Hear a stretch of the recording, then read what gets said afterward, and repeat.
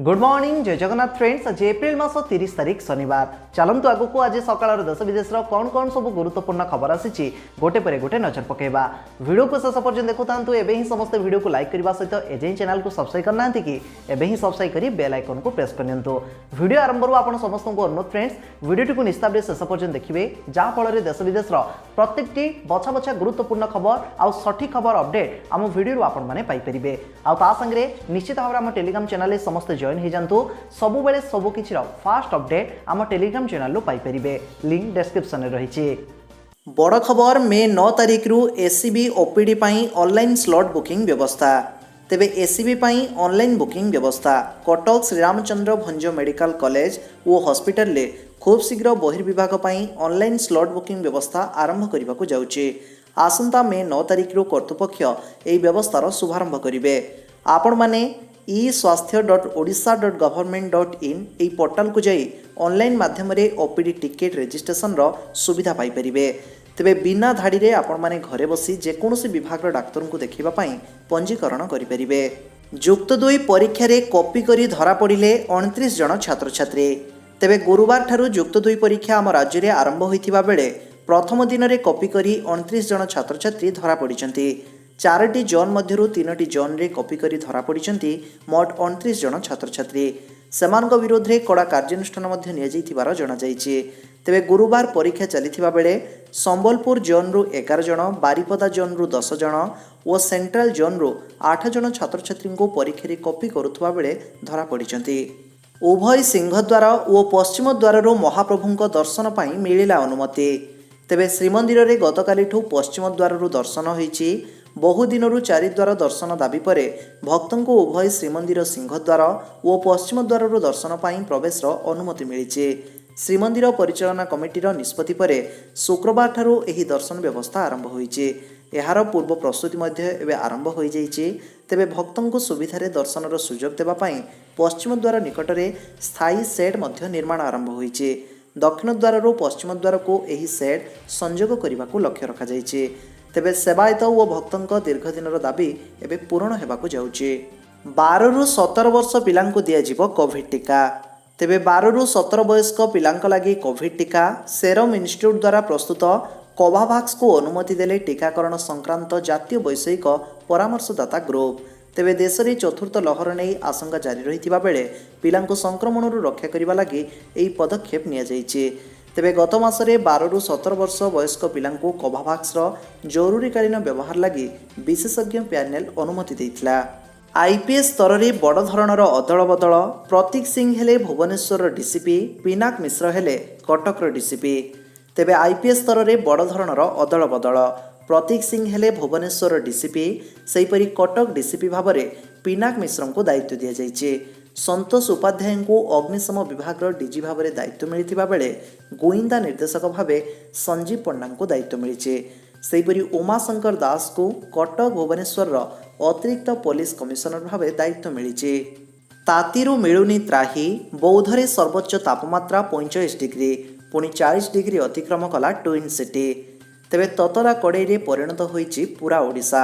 सोनपुर, बलांगीर, भुवनेश्वर सबुठी समान अवस्था। तातीरु त्राही मिलुनी। प्रबल खरा सांगू झांझी पवन जनजीवन को अस्तव्यस्त कर देउछि। तेबे गतकाली राज्य में पुणी थे ततला कड़े भाजी होइछि ओडिशा। आगामी 2 दिन जाए तातीरु त्राही मिलिबनी। आभ्यंतरण ओडिशार अनेक स्थान में स्वाभाविक ठारू 3 रु 5 डिग्री जाए अधिक तापमात्रा रहिबो। सेहीपरि सर्वोच्च दिनर तापमात्रा 45 डिग्री सह बौद्ध गतकाली राज्यर उत्तप्त सहर पलटिछि। आ राजधानी भुवनेश्वर मध्य गतकाली दिनर तापमात्रा 40 डिग्री पार करिछि। भुवनेश्वर सर्वोच्च तापमात्रा 40.2 डिग्री रेकर्ड होइछि। सेहीपरि कटक रे 40.1 डिग्री तापमात्रा रेकर्ड करा जाइछि। अधारू पाठ छाड़ी किशोरी को चिन्हट करी नाम लिखेबा निर्देश। तेबे आम राज्य में 11 रु 14 वर्ष मध्य पाठ छाड़ी किशोरी को चिन्हट करी स्कूल रे नाम लिखेबा प्रत्येक राज्य एवं जिलापाल मानक निर्देश देइछन्ति केंद्र महिला एवं शिशु कल्याण मंत्रालय। ए संक्रांत रे एक चिठी ओडिशा को मध्य जारी होइछे। जातीय परिवार स्वास्थ्य सर्वे अनुसार राज्य में 10म किंबा अधिक पढ़िथिबा झियोंक संख्या मात्र 33%। तेबे 10 रु अधिक पाठ पढ़िथिबा पिलांक मध्य मालकानगिरी संख्या है मात्र 14%। तेबे वर्तमान समय रे आम राज्य रे अधारू पाठ छाड़ी किशोरी को चिन्हट करी नाम लेखा प्रत्येक जिलार जिलापाल को निर्देश दिया जाइए। कीव अभिमुखे अग्रसर रूसीय सेना को बाधा देवाई गाँ गंडारे बन्या कराउचंती यूक्रेनवासी। तेबे कीव अभिमुखे अग्रसरी होउतबा रूसीय सैनिक मानक बाधा देवाई यूक्रेनवासी माने बाटरे पड़ुथबा गाँ गंडारे जाणीशुणी बन्या कराउचंती बोली द न्यूयॉर्क टाइम्स रिपोर्ट करिछि। उक्त रिपोर्ट अनुसार कीव्र उत्तर प्रांत देमीदीव ग्रामर बासिंदा माने गत मार्च मासरे बन्या कराई रूसीय सेना कमाण आक्रमण भंडूर करदेवा सह युद्ध प्रस्तुति ପାଇଁ ସେମାନଙ୍କର बहुमूल्य समय ମଧ୍ୟ नष्ट କରିଛନ୍ତି। ତେବେ ଗ୍ରାମବାସୀ ମାନେ ପୂର୍ବ ପାର୍ଶ୍ୱରେ ପ୍ରବାହିତ ଦିନିପ୍ର ନଦୀରୁ ନାଳ କାଟି ପାଣି ପ୍ରବାହ କରାଇ ସେ ଅଞ୍ଚଳରେ ବନ୍ୟା ସୃଷ୍ଟି କରିଥିଲେ। ଫଳରେ ଗ୍ରାମରେ ବ୍ୟାପକ କ୍ଷତି ହୋଇଥିଲା। ତାହା ସତ୍ତ୍ୱେ ସେମାନେ ସଗର୍ବ କହିଥିଲେ ଯେ ସେମାନେ ଦୁର୍ଦ୍ଦଶାଠାରୁ ଏହି ରଣନୈତିକ ସଫଳତା ଅତ୍ୟନ୍ତ ଗୁରୁତ୍ୱପୂର୍ଣ୍ଣ। କୋଭିଡ୍ ନିୟମ ମାନିବାକୁ ପରାମର୍ଶ ଦେଲେ ଜନସ୍ୱାସ୍ଥ୍ୟ ନିର୍ଦ୍ଦେଶକ। ତେବେ ଆମ ରାଜ୍ୟରେ କୋଭିଡ୍ ସ୍ଥିତି ନେଇ ଜନସ୍ୱାସ୍ଥ୍ୟ ନିର୍ଦ୍ଦେଶକ ଡାକ୍ତର ନିରଞ୍ଜନ ମିଶ୍ର ନିଜର ପ୍ରତିକ୍ରିୟା ରଖିଛନ୍ତି। ସେ କହିଛନ୍ତି ଏବେ ଆମେ ପାଣ୍ଡେମେସିଟିରୁ ଏଣ୍ଡେମେସିଟି ଆଡ଼କୁ ଯାଉଛେ। ଏହା ଭିତରେ ଏମିତି ଗୋଟେ ଗୋଟେ ସ୍ପାଇକ୍ ଆସିବ। ଏଥିପାଇଁ ଆତଙ୍କିତ ହେବାର ନାହିଁ। ଏ ଭାଇରସ୍ କୁଆଡ଼େ ଯିବନି, କିନ୍ତୁ ତାର ରୋଗ କରିବା କ୍ଷମତା କମିଯିବ। ଯଦି ସଂଖ୍ୟା ବଢ଼ିବ ଏହାର ମୁକାବିଲା ପ୍ରସ୍ତୁତି ପାଇଁ ଆମକୁ ବିଶେଷ ଅସୁବିଧା ହେବନି, କାରଣ ଆମର ଅଭିଜ୍ଞତା ଅଛି, ଭିତ୍ତିଭୂମି ଅଛି, ଆଉ ଔଷଧ ବି ଅଛି। ଏବେ କେନ୍ଦ୍ର ସରକାରଙ୍କ ଗାଇଡ଼ଲାଇନ୍ ହେଉଛି ଏଭିଡେନ୍ସ ବେସ୍ଡ डिसीजन मेकिंग, अर्थात जोठी बढ़ुची सेठी पदक्षेप नियो। तेणु सही आधार में आम पदक्षेप नेबा। एबे राज्य में दैनिक संक्रमण 15 तले रही। मात्र 5-6टी जिले में नुआ नुआ मामला आसुची। एक्टिव केस संख्या बहुत तले अच्छी। डाक्तरखाना कौन रोगी नहांती। एणु एबेठू आतंकित हेबार नाही। जदि संख्या बढ़िबो तापाई आमे प्रस्तुत अछु।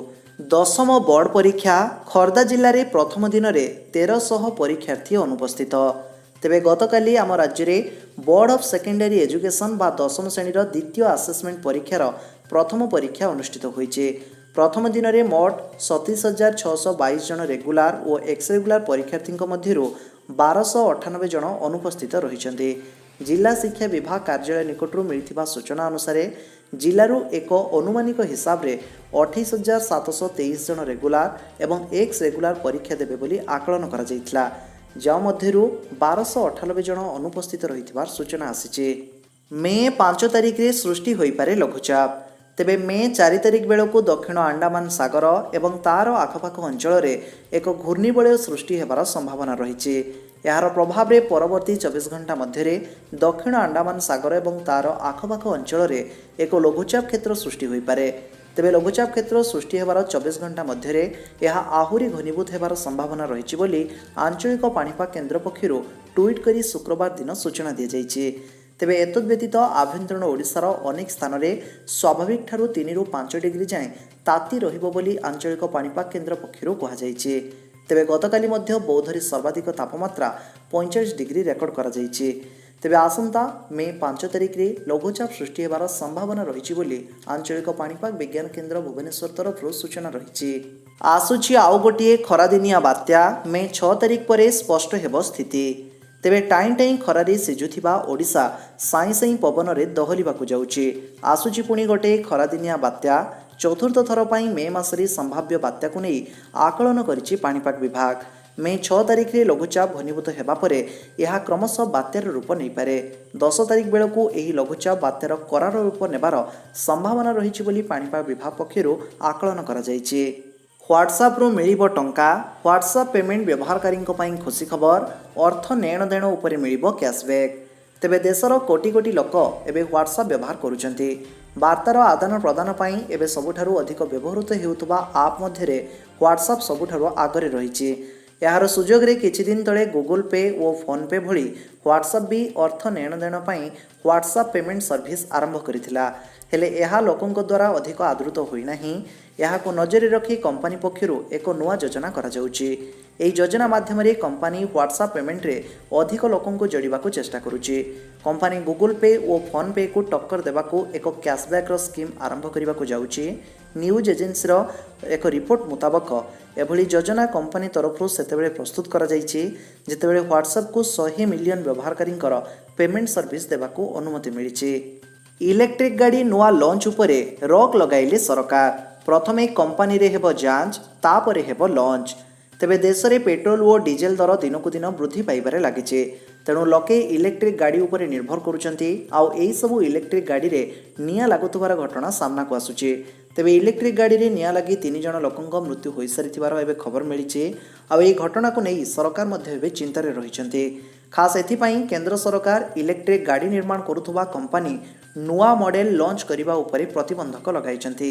एही सबु घटना को देखि निकटरे सड़क परिवहन एवं राष्ट्रमार्ग मंत्रालय एवं इलेक्ट्रिक गाड़ी निर्माण करुथुबा कंपनी मध्यरे एक बैठक बसिथिला। खबर मुताबक एही बैठक रे इलेक्ट्रिक गाड़ी निर्माण कंपनी को नुआ मॉडेल लॉन्च करने उपरे रोक लगा जाइछि। ए पर्यंत देश में 10 रु ऊर्ध्व इलेक्ट्रिक गाड़ी रे निआं लागिथिबार घटना सामना को आसिछि। गगन भित्तिक एलपीवी व्यवस्था रे परीक्षामूलक विमान उड़ाण सफलतार सह संपन्न।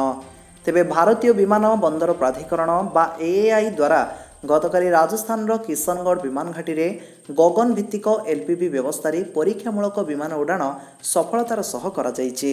यह गगन जीपीएस सहायता परिचालित एक जिओ ऑगमेंटेड नाविगेशन बा उड़ाण व्यवस्था।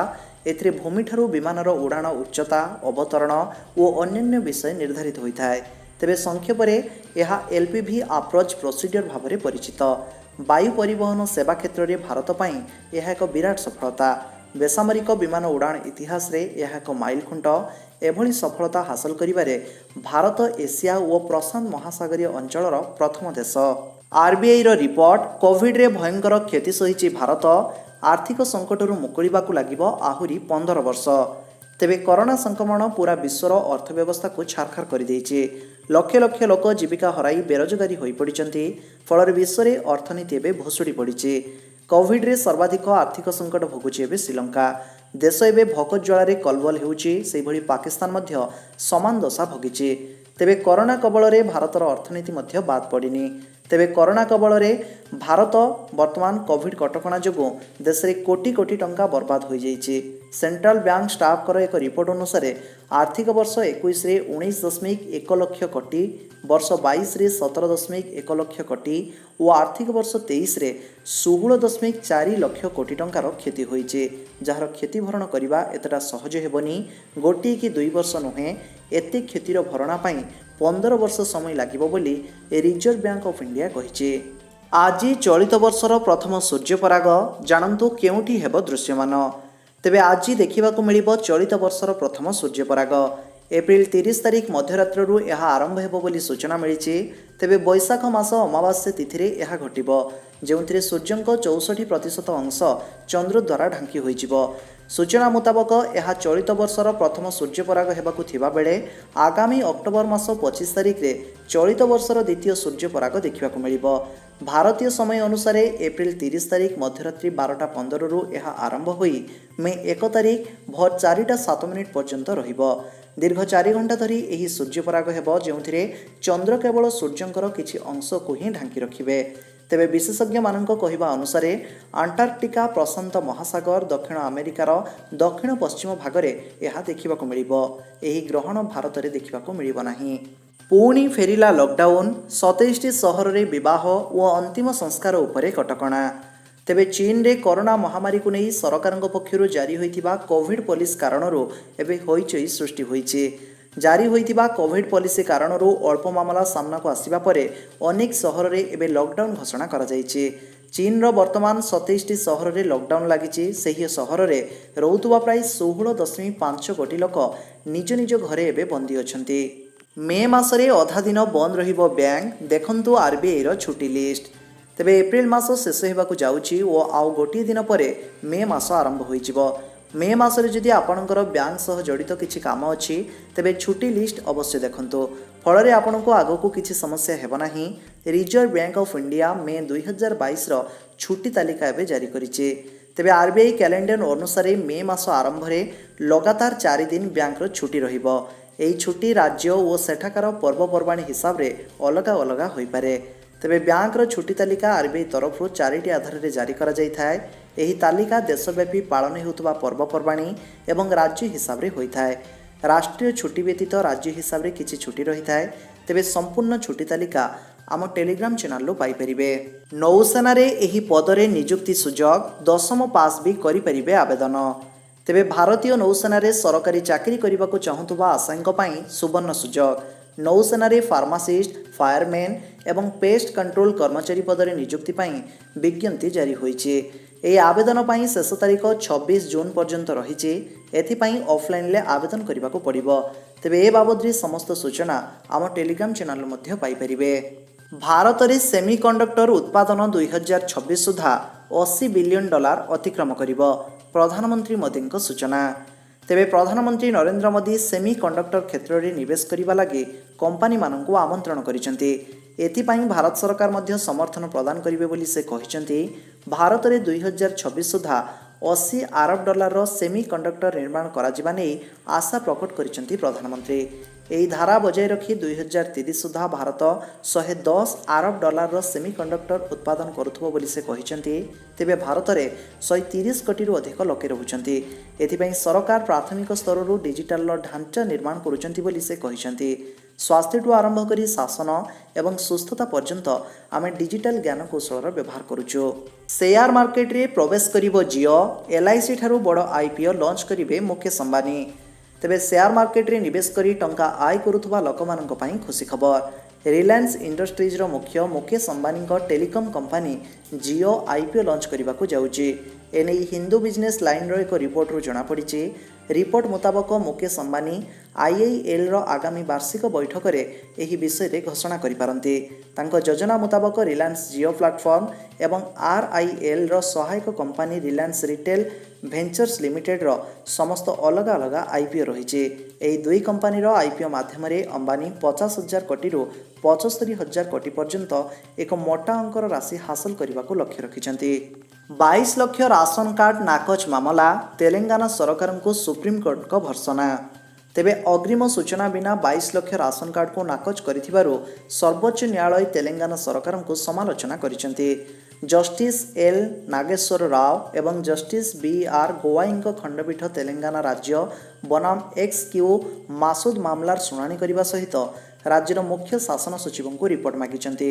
ଯଦି ରାସନ କାର୍ଡକୁ ଅବୈଧ କରାଗଲା ତେବେ ଉପଭୋକ୍ତାଙ୍କୁ ପୂର୍ବରୁ ସୂଚନା ଦେବା କ'ଣ ଜରୁରୀ ନଥିଲା? ଏକତରଫା ଭାବେ ସରକାର କିପରି କାର୍ଡଗୁଡ଼ିକୁ ରଦ୍ଦ କରିପାରିବେ? ଅତି କମ୍ରେ ଉପଭୋକ୍ତାଙ୍କୁ ତାଙ୍କର ପକ୍ଷ ରଖିବାର ସୁଯୋଗ ଦେବା କ'ଣ ଆବଶ୍ୟକ ନଥିଲା ବୋଲି ବିଚାରପତି ପ୍ରଶ୍ନ କରିଥିଲେ। ଉତ୍ତରରେ ସରକାରୀ ଓକିଲ କହିଥିଲେ, କେବଳ ଗରିବ ଓ ଯୋଗ୍ୟ ବ୍ୟକ୍ତିଙ୍କୁ ତାଲିକାରେ ଅନ୍ତର୍ଭୁକ୍ତ କରିବା ପାଇଁ ଏଭଳି ପଦକ୍ଷେପ ନିଆଯାଇଛି।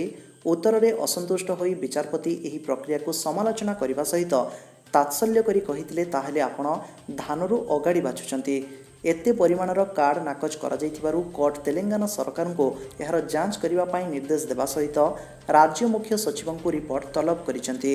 ତୁଳା କାରଖାନାରେ ଅଗ୍ନିକାଣ୍ଡ, 80 ଲକ୍ଷର କଞ୍ଚାମାଲ ଓ ଯନ୍ତ୍ରାଂଶ ଜଳିଗଲା। ତେବେ ଗତକାଲି ସକାଳେ ଜଗତପୁର ନୂତନ ଶିଳ୍ପାଞ୍ଚଳ ଫେଜ୍ 2 ସ୍ଥିତ ରଙ୍ଗୀନ ତୁଳା ପ୍ରସ୍ତୁତି କାରଖାନାରେ ଅଗ୍ନିକାଣ୍ଡ ଘଟି ବ୍ୟାପକ କ୍ଷୟକ୍ଷତି ହୋଇଛି। ଅଗ୍ନିକାଣ୍ଡରେ କାରଖାନାରେ ମହଜୁଦ ଥିବା ବିପୁଳ ପରିମାଣର ରଙ୍ଗୀନ ତୁଳା ଓ ବହୁ ଦାମୀ ଯନ୍ତ୍ରାଂଶ ସମେତ ଅନ୍ୟାନ୍ୟ ସାମଗ୍ରୀ ଜଳି ପାଉଁଶ ହୋଇଯାଇଛି। ଅଗ୍ନିକାଣ୍ଡରେ ପାଖାପାଖି 80 ଲକ୍ଷ ଟଙ୍କାର ସମ୍ପତ୍ତି ଜଳିଯାଇଥିବାର ଆକଳନ କରାଯାଉଛି। ସେଥିମଧ୍ୟରୁ 25 ଲକ୍ଷ ଟଙ୍କାରୁ ଅଧିକ ମୂଲ୍ୟର କଞ୍ଚାମାଲ ପୋଡ଼ିଯାଇଥିବାର କାରଖାନାର ମାଲିକ ମୁଶାରତ ଶରୀଫ କହିଛନ୍ତି। ତେବେ ଅଗ୍ନିକାଣ୍ଡରେ କାରଖାନାରେ କୌଣସି ଶ୍ରମିକ ଆହତ ହୋଇନଥିବାର ଜଣାପଡ଼ିଛି। 3 ଗୋଟି ଦମକଳ ପ୍ରାୟ 3.5 ଘଣ୍ଟାର କସରତ ପରେ ନିଆଁ ଆୟତ୍ତକୁ ଆସିପାରିଥିଲା।